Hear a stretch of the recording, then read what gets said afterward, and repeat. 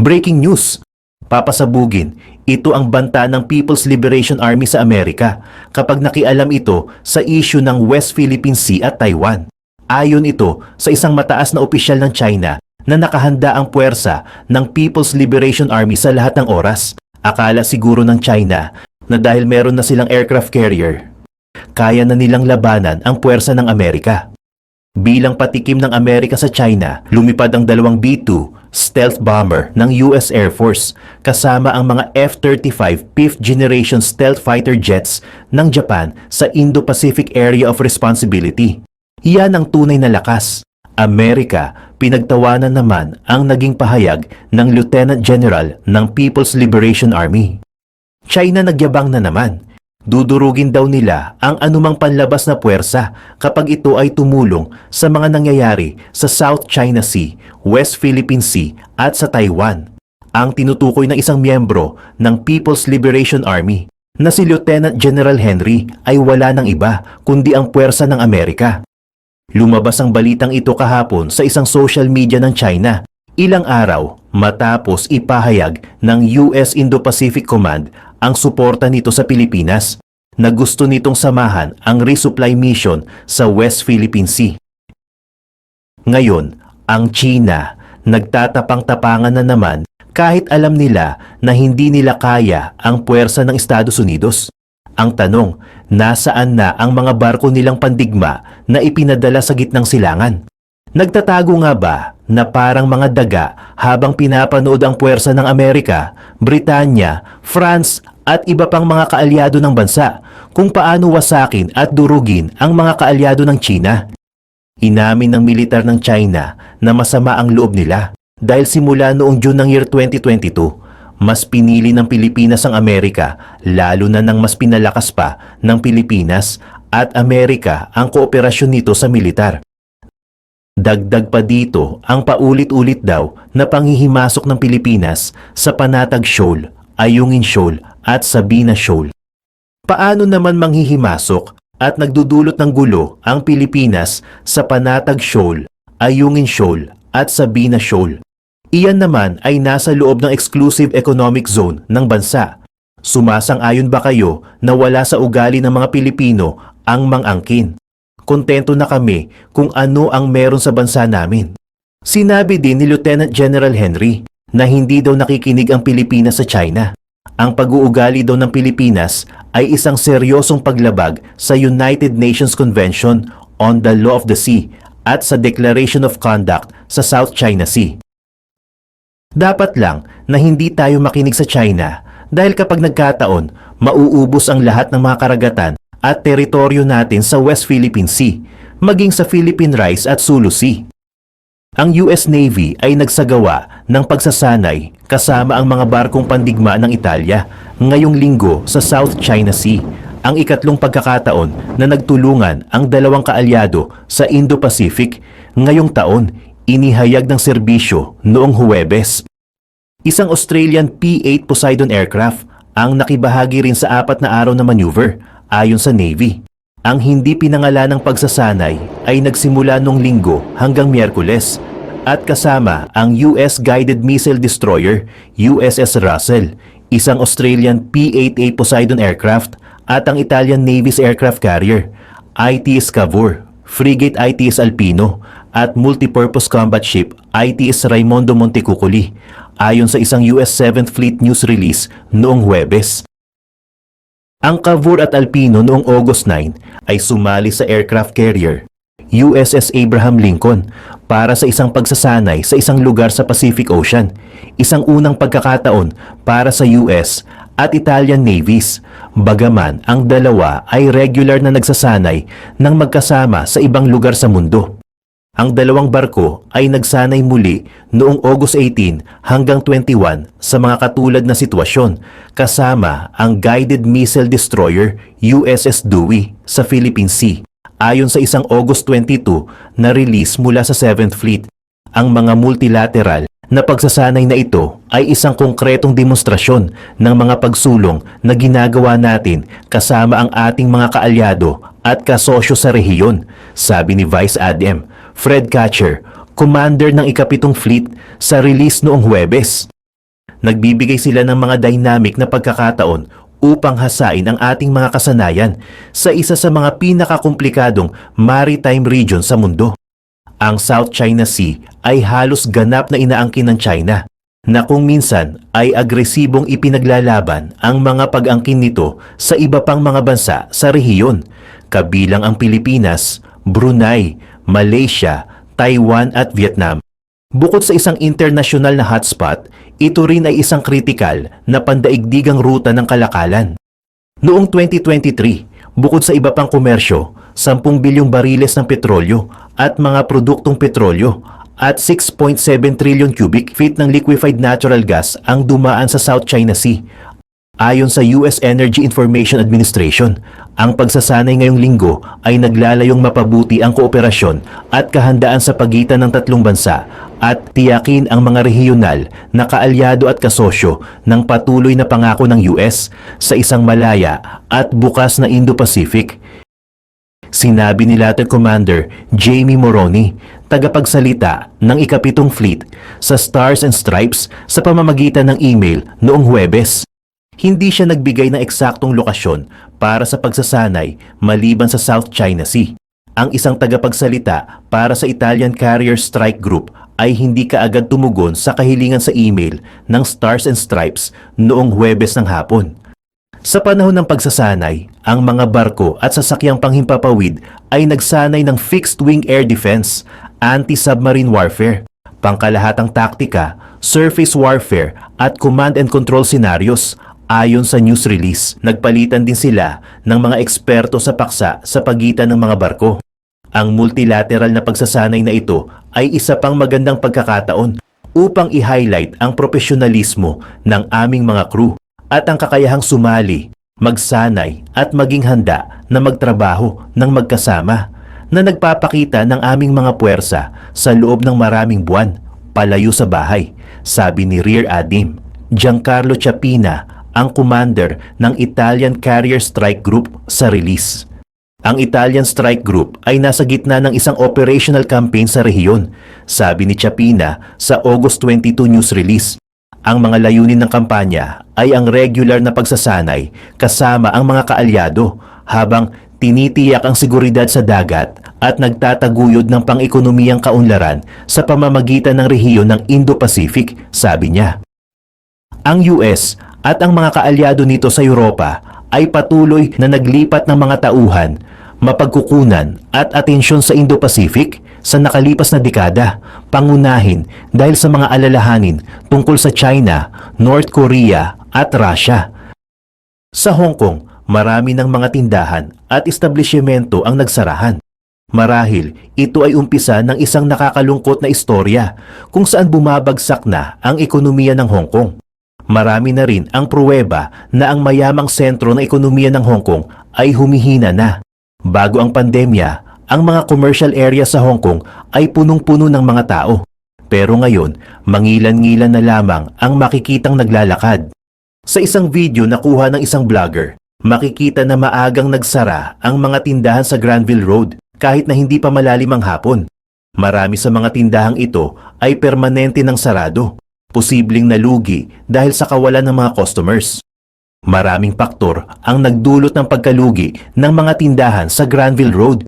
Isa na rito ang pagmahal ng rentang binabayaran ng mga negosyante.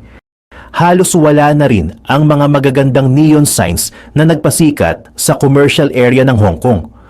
Konti na lamang ang mga lugar ngayon sa Hong Kong na dinadalaw ng mga turista. Sa loob lamang ng ilang taon, maraming mga turista na ang nakapansin na talagang iba na ang itsura ng Hong Kong. Kahit na ang sikat na lugar ng Lan Kwai Fong ay halos wala ng mga tao, maliban na lamang sa mga ilang dayuhan na namamasyal. Tinaguri ang Central Tourist Area ang Lan Kwai Fong, kaya naman nakakabahala ang sitwasyon nito ngayon. Mas malala pa nga ang sitwasyon ng Lan Kwai Fong kumpara sa mga residential area na tulad ng Sheung-wan. Talaga namang masasabi nating malaki na ang problema ng ekonomiya ng Hong Kong ngayon. Matapos ang ilang taon ng political reforms na nilunsad ng Chinese government at sinabayan pa ng COVID-19 pandemic, bumagal na ang usad ng Hong Kong. Gayunpaman, marami pa rin ang umaasa na makakabangon muli ang ekonomiya ng bansa. Subalit iba ang pinapakita ng data ng nakuha ng Organisasyong S at P Global.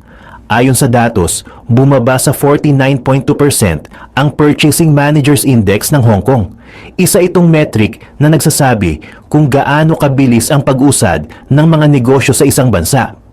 3 buwan nang mababa pa sa 50% ang Purchasing Managers Index ng Hong Kong. Critical na level na ito para sa mga eksperto. Isa pang ibig sabihin ng mababang metric ay mababa ang kumpiyansa ng mga negosyante sa ekonomiya ng Hong Kong. Pinahayag rin ng mga negosyanteng mayroong wholesale at retail business na mahirap talaga ang sitwasyon ngayon at parang hindi na magbabago ang kapalaran ng Hong Kong. Ayon pa sa karagdagang datos, 170,000 ang bilang ng mga taong umalis sa Hong Kong. Makalipas ang ilang buwan, umabot na ang bilang sa 530,000 katao. Halos 85% ng mga umalis na tao ay maituturing na middle class, kaya matinding dagok ito sa komersyo ng bansa. Umamin na rin ang ilang mga negosyante na halos wala silang kita at parang di na sila makakabayad sa sunod na renta. Ang ilang mga negosyante ay nagpaplano ng bumalik sa mainland China para doon na ipagpatuloy ang kanilang negosyo. Maging ang mga umasensong wholesale fabric businesses ay halos palugi na rin ngayon dahil sa pagtaas ng mga gastos sa produksyon at iba pang bagay. Lumipat na rin ang mga kilalang fabric brands sa Southeast Asia. Nagpagrabe rin sa sitwasyon ang paghina ng ekonomiya ng mainland China.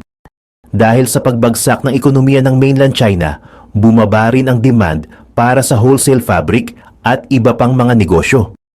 Pinahayag ng mga negosyante na talagang malayo ang sitwasyon ng ekonomiya ngayon kumpara noong mga unang taon bago ang pandemya. Kahit na ang mga pangmatagalang customers ng mga negosyante ay hindi na rin umorder dahilan upang maapektuhan ang mga negosyo. At dahil halos wala ng benta ang mga negosyante, maingat na rin silang bumili ng mga materyales. Binawasan nila ng kalahati ang kanilang mga orders para sa materyales, kaya lalo pang naapektuhan ang sirkulasyon ng pera sa Hong Kong at mainland China. Apektado na rin ang buong supply chain, kaya mas lalong bumagal ang paggalaw ng mga produkto. Nahihirapan na ngayon ang buong industriya ng fabric wholesale at ganun rin ang sitwasyon ng industriya ng garment wholesale. Ganito rin ang sentimiento ng mga negosyanteng nagpapatakbo ng denim wholesale businesses. Sinabi rin ng mga negosyanteng nagbebenta ng denim pants na hindi na sila makabenta ng 10 pares ng pantalon kada araw. Ang mga faktor na tinitingnan ng mga eksperto ay ang pagbabago ng shopping habits ng mga tao at pagbagsak ng ekonomiya. Mas uunahin pa ng mga tao na gumastos sa pagkain, bahay at renta kaysa bumili ng mga bagong damit. Hindi rin maganda ang sitwasyon ng export trade business sa Hong Kong. Ayon sa datos, umabot ng halos 379 billion Hong Kong dollars ang inabot na kabuuang export ng bansa. Mas mataas ng 3% ang bilang na ito kumpara noon. Dahil dito, nadagdagan ng halos 40 billion ang value ng Hong Kong dollars, pero mababa pa rin ito kumpara sa inaasahan ng mga eksperto. Ibang-iba ito kumpara sa 384 billion na value ng Hong Kong dollars noong March 2023. At dahil mabagal ang pag-usad ng mga exports sa Hong Kong at China, hindi pa rin inaasahan ng mga eksperto na makakabawi ang export trade sa lalong madaling panahon. Pinahayag naman ng ilang mga negosyante na halos wala na talagang kalibre ang export business sa Hong Kong ngayon. Kumbaga, nawala na ang sinasabing economic advantage ng Hong Kong. Humina na rin ang ekonomiya ng China. At parang hindi na ito ang tinaguriang world factory ng buong mundo. Pagdating naman sa industry ng retail, parang malabo na rin ang sitwasyon ng Hong Kong. Nakaapekto sa retail industry ng Hong Kong ang pagtaas ng mga renta at pagbubukas ng mga borders. Dahil nagbukas na ang mga border, maraming residente ang nakaalis ng bansa para mag-shopping o di kaya ay permanenteng lumipat. Mas grabe na nga ang estado ng Hong Kong retail market ngayon kumpara noong pandemic. Noong April, bumagsak ang value ng retail sales ng Hong Kong sa 29.6 billion. Ito ang unang beses na bumaba ng lampas 30 billion ang value ng retail sales ng bansa. Patuloy pa ring bumababa ang bilang na ito at hindi pa rin ito makaka-recover sa mga darating na taon. Ang mga shops na nagbebenta ng mga laruan at kagamitan ay mas maganda pa ang sitwasyon noong 2021. Halos hindi na rin bumebenta ang mga anime collectibles, pati na ang mamahaling Gundam toy line. Kahit na magbukas pa ng ibang tindahan ang mga negosyante, nahirapan pa rin talaga silang makabawi dahil halos wala nang bumibili. Ang mga collectors naman ngayon ay pumupunta na lamang sa Japan para makabili ng mga gusto nila dahil mas mura ang yen at mas mababa ang presyo ng mga bilihin. Ang dating mahahabang pila sa mga tindahan sa Hong Kong ay wala na at kulang pa ang kinikita ng mga tindahan para pasahurin ang lahat ng mga empleyado. Para sa maraming negosyante sa Hong Kong retail industry, dapat sisihin ang gobyerno sa pagbagsak ng ekonomiya. Hindi maganda ang pamamalakad ng gobyerno at halos wala rin itong ginawa upang maaksyonan ang pagdausdos ng sitwasyon ng Hong Kong. Pati na ang ginawang plastic bag levy policy ng Hong Kong government ay nakapagpagrabe ng sitwasyon sa mga retail business owners. Kailangang tuloy gumastos ng mga negosyante para magkaroon sila ng karapat-dapat na packaging. Kapag hindi nila ito sinunod, posibleng magkaroon sila ng mga penalties. Hindi na rin pwedeng gamitin ng mga negosyante ang kanilang mga customized plastic bags, kaya nabawasan ang kanilang oportunidad na makahatak ng mga bagong customers. Naniniwala ang mga negosyante na kapag binawasan ng gobyerno ang mga striktong pulisya, makakagawa ng paraan ang mga negosyante para iligtas ang kanilang kabuhayan. Dahil rin sa hindi magandang pamamalakad ng China, naapektuhan na pati ang real estate at financial industry ng Hong Kong. Lumala ang pag-default ng mga mortgages sa China at umabot na ang negatibong sitwasyon sa Hong Kong. At dahil bumabagsak na rin ang mga bangko sa China, naapektuhan na rin ang financial sector. Kahit sa Hong Kong ay marami na rin ang mga nag-default na kabahayan. Halos 344 na properties na ang nag-foreclose. Mas mataas ito kumpara sa 316 noong 2008 financial crisis. Umabot ng 3.5 billion Hong Kong dollars ang kabuang halaga ng mga na-foreclose na properties at 251 dito ay mga residential properties. Halos 40% ng mga residential properties na ito ay pinunduhan ng mga financial companies, kaya nagkaroon ng mga dagdag na mortgages na may mataas na interes. Ayon kay Louis Chan, Vice President ng Asia Pacific Central Line Property Agency, nangyari ang lahat ng ito dahil tinanggal ng gobyerno ang mga property cooling measures noong Pebrero. Nagawan ito ng paraan pansamantala pero muling tumaas ang bilang ng mga properties na na-foreclose. Nga pala ay ang Tala. Ito ay ang one of the best din na loan application. As of now ay nakakapag-load na ako dito ng 25,000 pesos at napakaliit lang din ng interest. Pero dito, pag na-late ka na pagbabayad, is meron din sa'yo mag-i-email at tatawag at magte-text na magpapaalala na malapit na yung due date mo.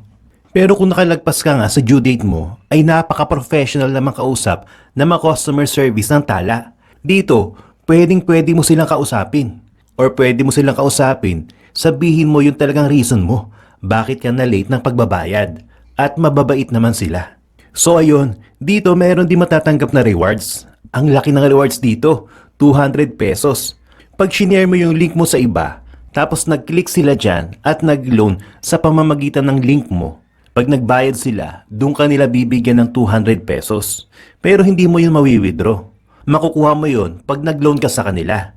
Kumbaga, yung loan amount mo ay babawasan nila ng 200 pesos. Ganun yung reward system ng Tala. So yan ang aking mga top loan apps na legit at hindi mga scam. Sana natulungan kayo ng video na ito. Comment nyo naman kung may mga experience na kayo sa mga nabanggit kong loan apps. Hanggang sa muli!